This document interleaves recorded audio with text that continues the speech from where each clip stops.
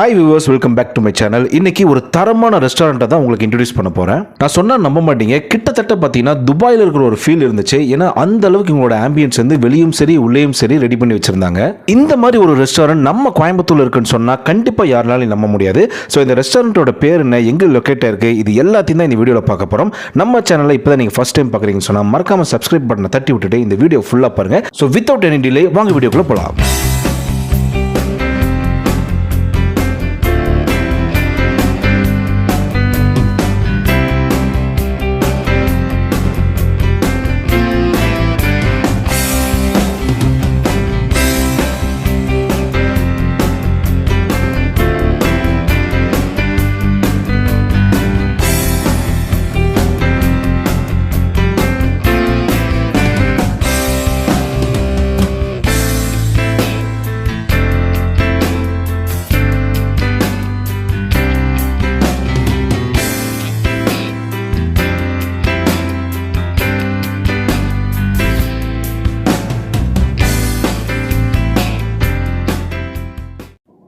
So மக்களே, நம்ம வந்து ரெஸ்டாரண்ட்குள்ளே என்ட்ரு ஆக போகிறோம். இது சரியாக எங்கே லொக்கேட் ஆயிருக்குன்னு பார்த்தீங்கன்னா, கோயம்புத்தூர்லேருந்து ஒரு 20 கிலோமீட்டரில் பார்த்தீங்கன்னா வாளையாருங்கிற ஒரு ஸ்டாப்பிங் இருக்கும். அதுக்கு முன்னாடியே பார்த்தீங்கன்னா ரைட் சைடில் இது வந்துடும். கிட்டத்தட்ட பார்த்தீங்கன்னா ஒரு ½ அன் ஹவர் அந்த ரேஞ்சுக்குள்ளே இங்கே நீங்கள் வந்து ரீச் ஆக முடியும். இந்த ரெஸ்டாரண்ட்டை பொறுத்தளவுக்கு எப்படின்னு பார்த்தீங்கன்னா, ஒரு லாங் ட்ரைவ் போயிட்டு சாப்பிட்றவங்களாகட்டும், இல்லை வந்து ஒரு டிஃப்ரெண்ட்டான ஆம்பியன்ஸில் சாப்பிட்ணும் அப்படின்னு நினைக்கிறவங்களாகட்டும், இல்லை வந்து ஒரு ஆஃபீஸ் அவுட்டிங்கு, இல்லை வந்து ஒரு ட்ரிப்பு போகிறவங்க எல்லாருக்குமே பார்த்தீங்கன்னா இந்த ரெஸ்டாரண்ட் வந்து ரொம்ப சூட்டபுளாக இருக்கும். ஏன்னா இந்த ரெஸ்டாரண்ட் பார்த்தீங்கன்னா அந்தளவுக்கு ஆம்பியன்ஸ் வந்து கிரியேட் பண்ணி வச்சுருந்தாங்க. ஸோ இப்போ நான் என்ன பண்ண போகிறேன்னா, ஃபுட் ரிவ்யூ பண்ணுறதுக்கு முன்னாடி இந்த ரெஸ்டாரண்ட்டை ஃபுல்லாக உங்களுக்கு சுற்றி காமிக்க போகிறேன். ஸோ இந்த மாதிரி பிளான் பண்ணுறவங்களுக்கு வந்து இந்த வீடியோ வந்து ரொம்ப யூஸ்ஃபுல்லாக இருக்கும்.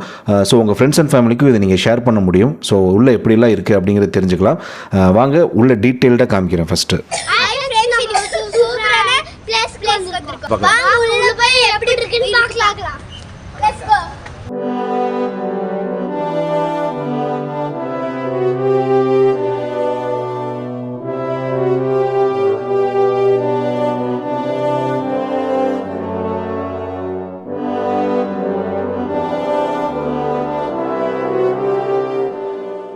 ரெஸ்டாரண்ட்டோட இன்டீரியர்ஸ் பார்த்தீங்கன்னா நிறைய மாடலில் வந்து செட்டப் பண்ணியிருந்தாங்க. எக்ஸாம்பிளுக்கு பார்த்தீங்கன்னா வந்து ஒரு லான்ச் டைப்பில் இருந்துச்சு, இன்னொன்று பார்த்தீங்கன்னா ஒரு பார்ட்டி ஹால் டைப்பில் இருந்துச்சு, அடுத்தது பார்த்தீங்கன்னா ஒரு கார்டன் செட்டப் இருந்துச்சு, அப்புறம் பார்த்தீங்கன்னா ஓப்பன் ஸ்பேஸில் இருந்துச்சு, இன்னொன்று பார்த்தீங்கன்னா செட்டிநாடு ஹோம் ஸ்டைலில் இருந்துச்சு. இதில் ரொம்பவே ஆச்சரியப்படுத்திய விஷயம் என்னென்னு பார்த்தீங்கன்னா, அட் அ டைமில் 300க்கும் மேலே இங்கே கெப்பாசிட்டியில் வந்து எல்லோரும் உட்காந்து சாப்பிட முடியும். நான் ரொம்ப கம்மியாக சொல்கிறேன்னு நினைக்கிறேன், ஏன்னா அந்தளவுக்கு இங்கே ஸ்பேசியஸாக இருந்துச்சு.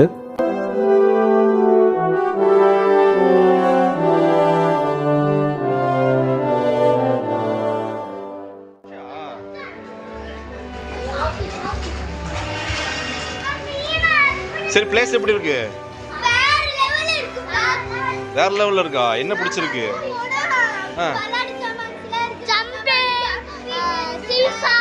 அப்படியா? வாவ். சரியா, உள்ள எல்லாமே இருக்கா?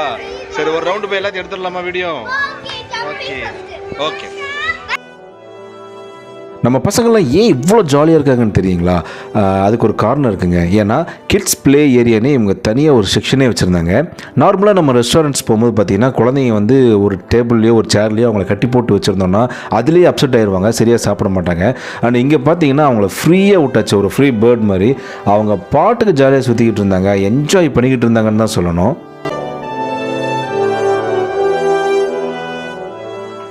பெரிய பசங்களுக்கு மட்டும்தானா, குழந்தைங்களுக்கு எதுவுமே இல்லைன்னு கேட்டிங்கன்னா குழந்தைங்களுக்கு இருக்குங்க. ஏகப்பட்ட பேர்ட்ஸ் வச்சுருந்தாங்க. பொதுவாக நம்ம கை குழந்தைங்களாம் வெளியே எடுத்துகிட்டு போனோம்னா அவங்களுக்கு ஃபீட் பண்ணுறது ரொம்ப கஷ்டம், சாப்பிட வைக்கிறது. இந்த மாதிரி இடத்துல பார்த்தீங்கன்னா அந்த பேர்ட்ஸ் எல்லாம் காமிச்சு, அந்த பேர்ட்ஸ் கத்துற சவுண்டு இதெல்லாம் காமிச்சோம்னா வந்து ஈஸியாக கை குழந்தைங்களை வந்து ஃபீட் பண்ணிட முடியும். ஆல்ரெடி ஒர்த் ஃபார் மணிங்கிற மாதிரி இவங்க செட்டப் பண்ணியிருந்த அந்த ஆம்பியன்ஸே பார்த்தீங்கன்னா பயங்கரமாக நம்மளை இம்ப்ரெஸ் பண்ணிருச்சு.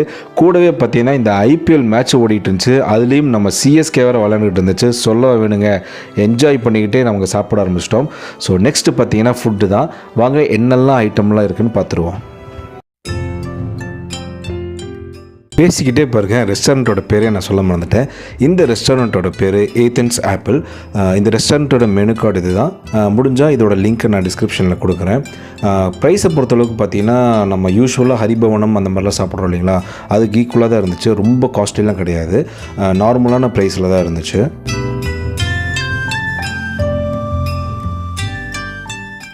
முதல்ல பார்த்தீங்கன்னா சூப்லேருந்து ஆரம்பிச்சிட்டோம். எல்லா சூப்புமே சூப்பராக இருந்துச்சு. அதில் ஃபர்ஸ்ட் பார்த்தீங்கன்னா வந்து sweet corn veg soup, sweet corn chicken soup, hot and Chor chicken soup, ரொம்ப ஹைலைட்டாக சொல்லணும்னு சொன்னால் சீ ஃபுட் கொரியாண்டர் சூப்புன்னு ஒன்று குடித்தோம். பச்சை கலரில் இருந்துச்சு, ஒரே புளிப்பு அப்படிங்கிற மாதிரி ரொம்ப யூனிக்காக இருந்துச்சு. கொரியாண்டர் பிடிச்சவங்களுக்கு கண்டிப்பாக இந்த சூப் பிடிக்கும். நெக்ஸ்ட் என்னங்க, ஸ்டார்டர்ஸ் தான். ஸ்டார்டர்ஸை பொறுத்தளவுக்கு நாங்கள் பார்த்தீங்கன்னா பெரிய பெரிய அல்ஃபகாம் சிக்கன், அதுக்கப்புறம் காந்தாரி அல்ஃபகாம் சிக்கன், ஹனி சிக்கன், அதுக்கப்புறம் பார்த்தீங்கன்னா பிபிக்யூ ஃபிஷ், இது எல்லாமே ஆர்டர் பண்ணியிருந்தோம். எல்லாத்துலேயுமே பார்த்தீங்கன்னா மசாலா வந்து பயங்கரமாக மேரினேட் ஆகிருந்துச்சு. பயங்கர சாஃப்டியாகவும் நல்ல டேஸ்ட்டாகவும் இருந்துச்சு. அதுலேயும் குறிப்பாக மசாலான்னு சொன்னோன்னே எனக்கு ஒரு விஷயம் ஞாபகம் வருதுங்க. இவங்களோட எல்லா ஐட்டம்ஸ்லையுமே பார்த்தீங்கன்னா மசாலா ரொம்ப யூனிக்காக இருந்துச்சு. நம்ம நார்மலாக இதுக்கு முன்னாடி சாப்பிட்ட ஹோட்டலை விடவும் இங்கே வந்து ரொம்ப யூனிக்காக தான் இருந்துச்சு. இவங்க கண்டிப்பாக பெய்ட் ப்ரொமோஷன் எனக்கு பண்ணலை, நான் சாப்பிட்ட எக்ஸ்பீரியன்ஸ் தான் சொல்கிறேன். உண்மையிலேயே வேறு லெவலில் இருந்துச்சு. அதுக்கப்புறம் குழந்தைங்களுக்கு பார்த்தீங்கன்னா சிக்கன் நக்கட்ஸு, அதுக்கப்புறம் வந்து பாப்கார்ன் சிக்கன், இந்த மாதிரிலாம் ஆர்டர் பண்ணிட்டோம். ஸோ அவங்களும் வந்து ஸ்டார்டர்ஸில் வந்து வெளுத்து வாங்கிட்டாங்க.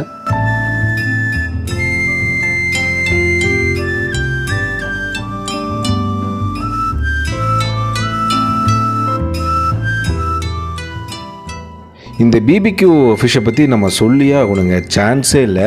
நான் இது வரைக்கும் சாப்பிட்டதுலேயே வந்து இங்கே தான் தி பெஸ்ட்டுன்னு சொல்லுவேன். கண்டிப்பாக நீங்களும் வந்து ட்ரை பண்ணுங்கள். ஏன்னா வந்து பயங்கரமான சைஸில் இருந்துச்சுங்க. என்ன மீன் கேட்க மறந்துட்டோம், ஆனால் வேறு லெவலில் இருந்துச்சுங்க. பயங்கரமாக வந்து அதை வந்து இது பண்ணியிருந்தாங்க, பாபிக்யூ பண்ணியிருந்தாங்க. செம்ம டேஸ்ட்டாக இருந்துச்சு. கிட்டத்தட்ட ஒரு 4-5 பேர் அதை ஷேர் பண்ணிக்கிட்டோம். சூப்பராக சாப்பிட்டோம், செம்மையாக இருந்துச்சு. ஸோ நீங்களும் இங்கே விசிட் பண்ணால் கண்டிப்பாக இதை ட்ரை பண்ணி பாருங்கள், வேறு லெவலில் இருக்கும்.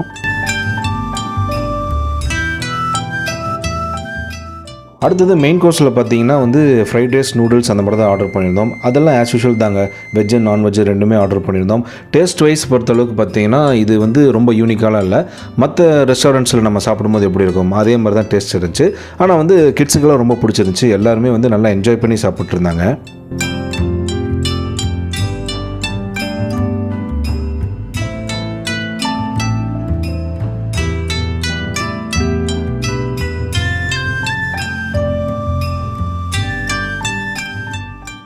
கேரளா பார்டர் வரைக்கும் வந்துட்டு பரோட்டாவும் பீஃபும் சாப்பிடாம தான் நல்லாவும் அங்கே இருக்கும்.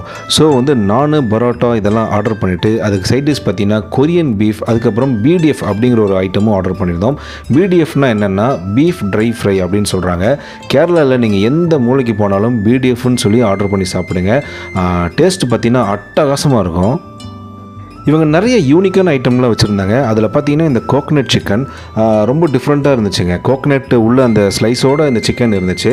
அது மட்டும் இல்லாமல் பரோட்டாலேயே நிறைய ஐஸ்கிரீம் பரோட்டாலாம் வச்சுருந்தாங்க. நாங்கள் அதெல்லாம் ஆர்டர் பண்ணலை, நீங்கள் வேணால் வந்து ட்ரை பண்ணி பாருங்கள். இவங்களோட மெனு கார்ட்லேயே பார்த்தீங்கன்னா இருக்கும், ஏகப்பட்ட யூனிக்கான டிஷ்ஷஸ்லாம் வச்சுருந்தாங்க. ஸோ அந்த எக்ஸ்பீரியன்ஸே வந்து சூப்பராக இருந்துச்சு.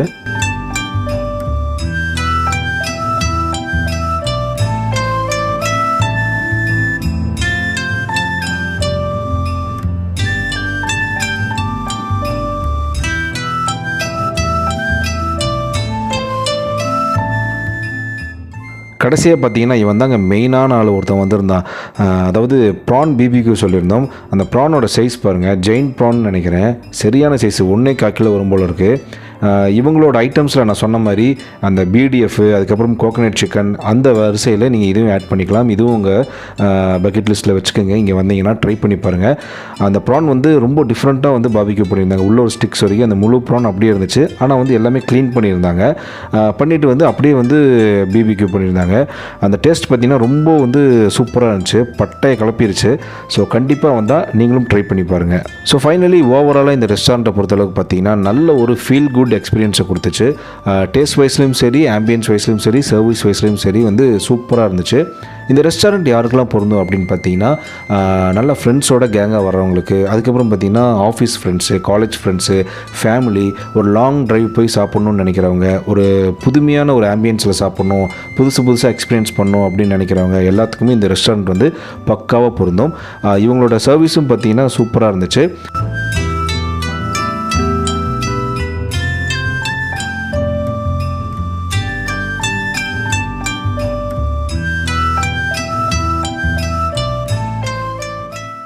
அண்ட் கடைசியாக வேறு என்னங்க, இவங்களோட அந்த ரெஸ்டாரண்ட்ஸில் நல்ல ஸ்பாட்டில் நின்று ஃபோட்டோ ரீல்ஸ்லாம் எடுத்துகிட்டு சந்தோஷமாக அங்கேருந்து கிளம்பியாச்சு. ஸோ இந்த வீடியோ உங்களுக்கு பிடிச்சிருந்துச்சுன்னா கண்டிப்பாக லைக், ஷேர், கமெண்ட் பண்ணுங்கள். உங்கள் ஃப்ரெண்ட்ஸ் அண்ட் ஃபேமிலிக்கு மறக்காமல் இதை ஷேர் பண்ணுங்கள். ஸோ நீங்கள் ட்ரிப்பு போகிறக்கும் இது யூஸ் ஆகும். இதே மாதிரி ஒரு சூப்பரான வீடியோவில் ஒரு சூப்பரான vlogல அகைன் நான் உங்களை மீட் பண்ணுறேன். Until then, bye bye from Mustafa Vlogs.